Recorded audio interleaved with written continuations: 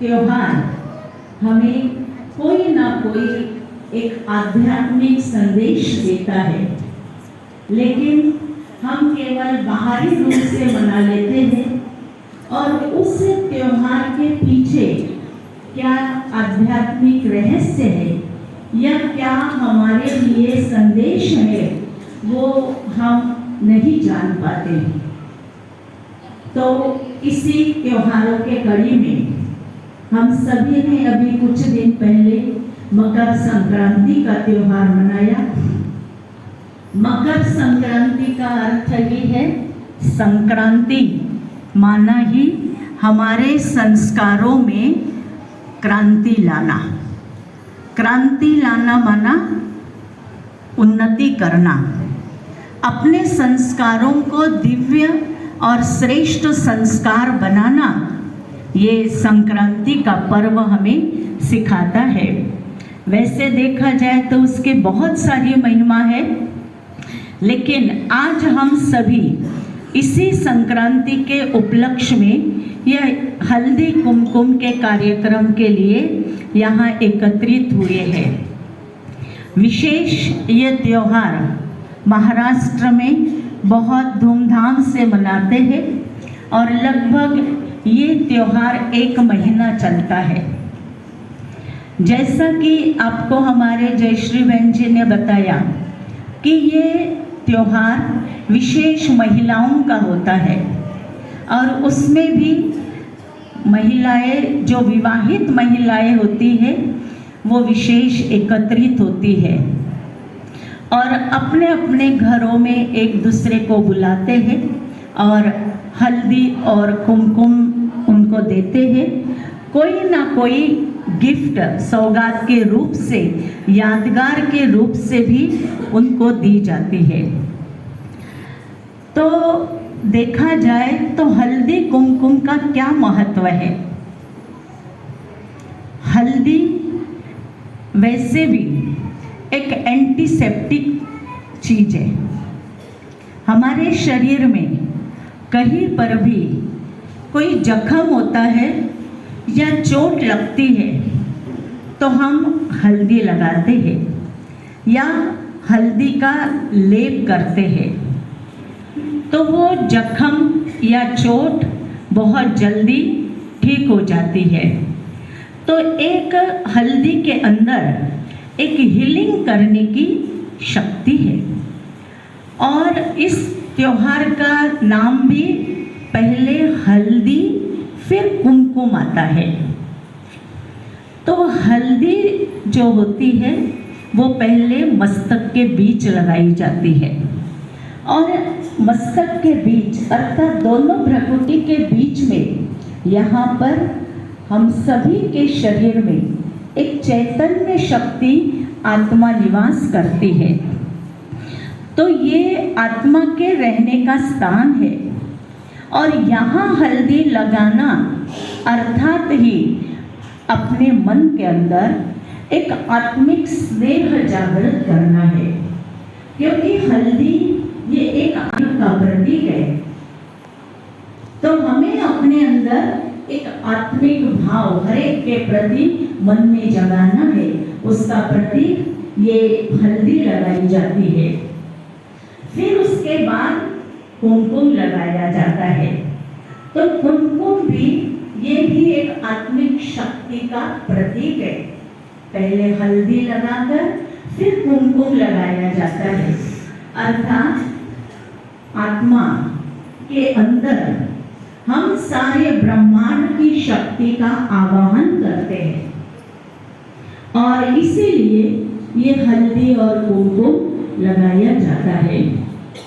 आज हम देखते हैं कि घर परिवार में आत्मिक स्नेह की कमी के कारण एक दूसरे में स्वार्थ भाव आ गया है और इसी कारण स्नेह की कमी के कारण हम देखते हैं कि कई लोग डिप्रेशन में चले जाते हैं। साथ में हम ये भी देखते हैं कि स्नेह की कमी के कारण ही परिवार टूट रहे हैं। संबंधों में जो मधुरता चाहिए वो मधुरता भी कम होती जा रही है। रिश्तों में रूखापन आ रहा है, मन मुटाव हो रहा है।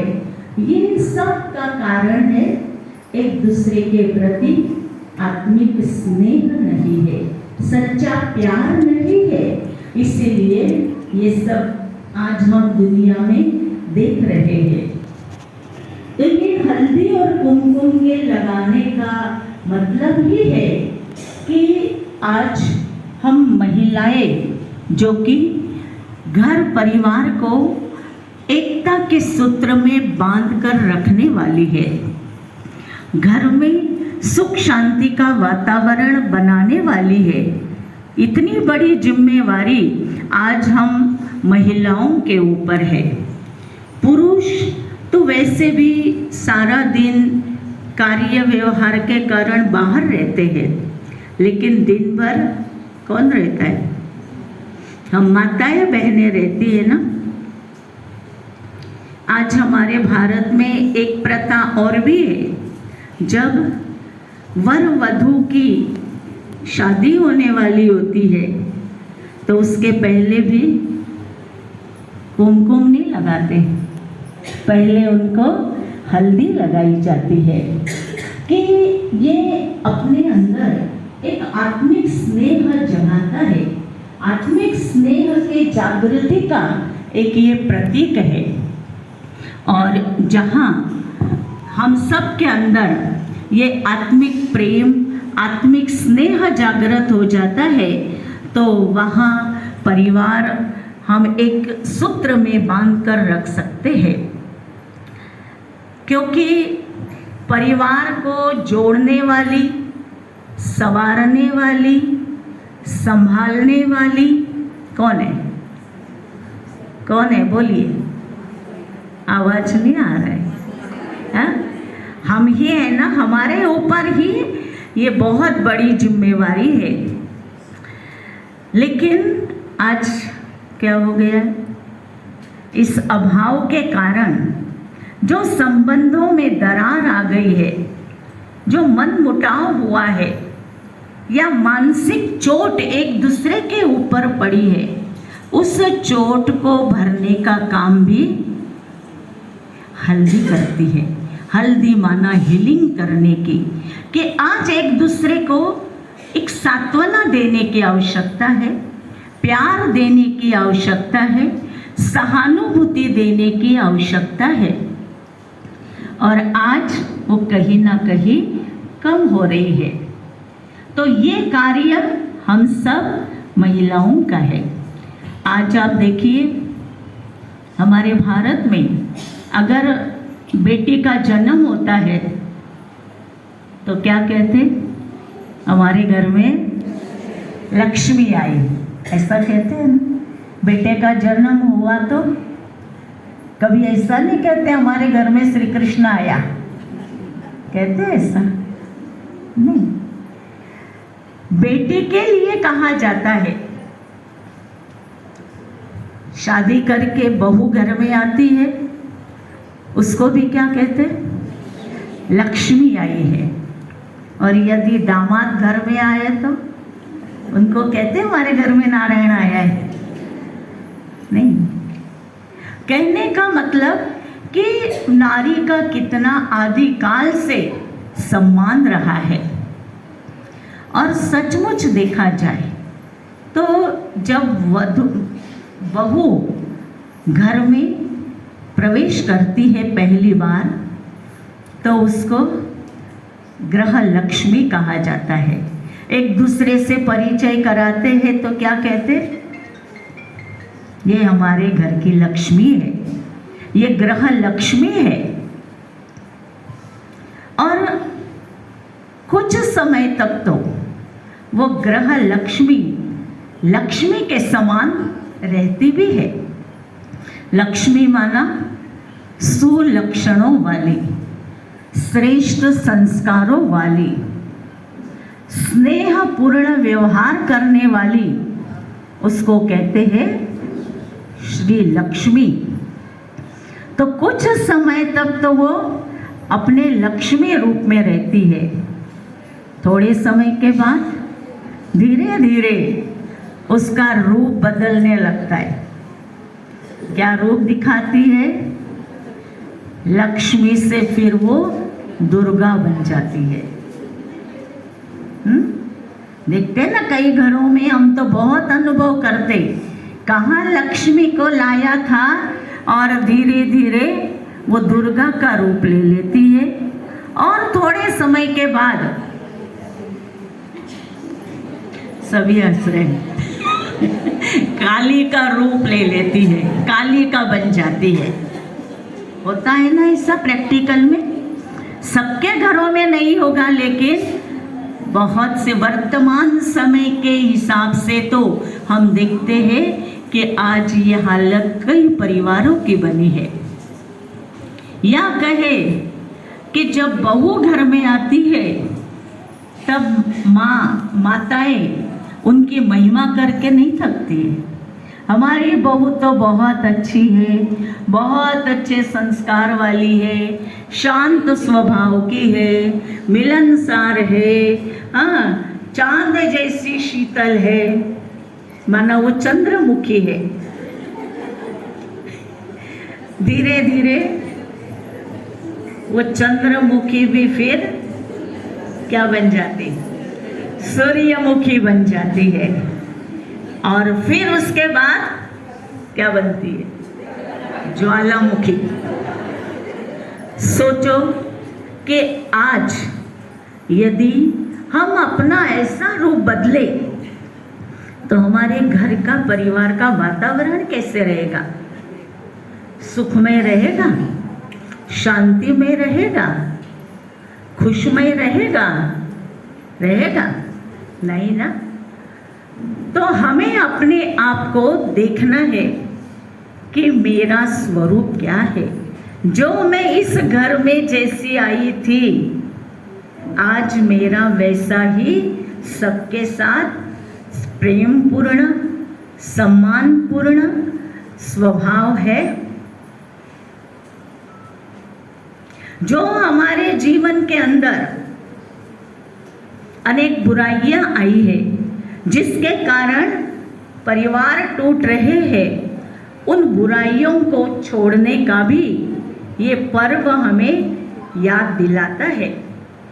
इसलिए संक्रांति के उपलक्ष्य में आप देखेंगे दान देते हैं ना एक दूसरे को।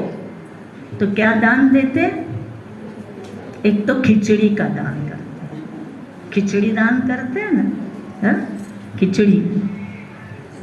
खिचड़ी वो रसोई में पके तो बोलते हैं ना कम से कम बीमार को ठीक करेगी। और ये खिचड़ी अगर हम यहाँ पकाते हैं ना, दिमाग में इसकी उसकी, मेरी तेरी, सास की बहू की, बहू सास की, ऐसी अगर हम यही खिचड़ी पकाते रहेंगे तो अच्छे को भी बुरा कर देती है। इसलिए खिचड़ी का दान कि मेरे अंदर अगर ऐसा कोई स्वभाव है, कोई संस्कार है, उसको मुझे क्या करना है? दान दे देना है। इसलिए एक क्या बेर भी दान दिया जाता है। संक्रांति के दिन बेर भी देते हैं। बेर प्रतीक है खटाई का, खट्टा है ना, होता है ना बेर। तो अपने अंदर जो भी ये खटास है, स्वभाव में कड़वाहट आई है, खट्टापन आया है, उसको मुझे समाप्त करना है। आप देखिए, अगर यहाँ एक नमक का दाना गिर जाए, उसके पास चींटी आती है क्या? आती है? नहीं आई। और चीनी का एक ही दाना गिरा होगा तो वहाँ अनेक चींटियां आ जाती हैं। क्या मतलब है? मिठास का, कि हमारे वाणी में मिठास होना बहुत जरूरी है। घर परिवार को जोड़ने के लिए मिठास भी चाहिए। इसीलिए संक्रांति पर तिल और गुड़ दिया जाता है। देते ना, तिल गुड़ देते एक दूसरे को। तिल कैसी होती है? छोटी होती है, अलग अलग तिल होती है, स्वतंत्र होती है, पर उस तिल को जोड़ने का काम क्या करता है? गुड़। गुड़ की क्या विशेषता है? मिठास। तो परिवार को एक सूत्र में बांधने का काम हमारी वाणी करती है। इसलिए देखना है कि मुझे मेरे मुख से कभी भी कोई भी कड़वा बोल, खट्टा बोल, किसी के दिल को दुख मिले ऐसा बोल नहीं बोलना है। आज के दिन ये सब संकल्प लेंगे। कौन कौन लेगा? हाथ खड़ा करेंगे। करो हाथ खड़ा। हमेशा बना रहेगा। हम चाहते हैं ना हमारे घर का वातावरण ऐसा बना रहे? चाहते हैं कि नहीं? कौन कौन चाहता है मेरे घर का वातावरण खुशहाल, आनंदमय, सुखमय बीते? तो उसको बना के रखने वाले हम हैं। इसलिए मुझे अपने वाणी पर बहुत ध्यान देना है, क्योंकि ये वाणी जो है ना, ये बहुत काम करती है। करती कि नहीं? सारा वाणी का खेल है, बोल का खेल है। इसलिए मुझे कभी भी ऐसा कड़वा बोल, दुख देने वाला बोल नहीं बोलना है। ये भी आज हम सब एक संकल्प लेंगे। फिर आज के दिन माना संक्रांति का दिन होता है, तो संक्रांति पर स्नान का भी महत्व होता है। लोग जाते हैं ना स्नान करने के लिए तीर्थों पर, नदियों पर। वास्तव में स्नान का मतलब होता है कि पानी का स्नान तो हम रोज करते हैं, लेकिन वो पानी के स्नान से केवल हमारे शरीर का मैल उतरेगा और हमारे जो जाने अनजाने हमसे जो भी कर्म, ऐसे पाप कर्म कहो या कोई भी ऐसा कर्म हुआ है, तो वो कर्म तो हमारी आत्मा के अंदर है। तो पानी तो आत्मा को छू भी नहीं सकता है। तो आत्मा के पाप कैसे कटेंगे? पानी के स्नान से नहीं। हाँ, गंगा किनारे रहने वाले तो रोज ही गंगा के पानी से स्नान करते, रोज गंगा जल ही पीते हैं।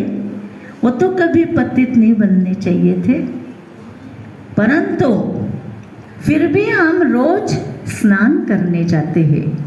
ये प्रथा है कि रोज अपनी आत्मा की शुद्धता के लिए, आत्मा की पवित्रता के लिए, आत्मा को पावन सतो प्रधान बनाने के लिए हमें रोज ज्ञान का स्नान करना जरूरी है। कहीं ना कहीं सत्संग का, ज्ञान का संग करके हम अपनी आत्मा को क्या बना सकते हैं? पावन सतो प्रधान बन सकते हैं।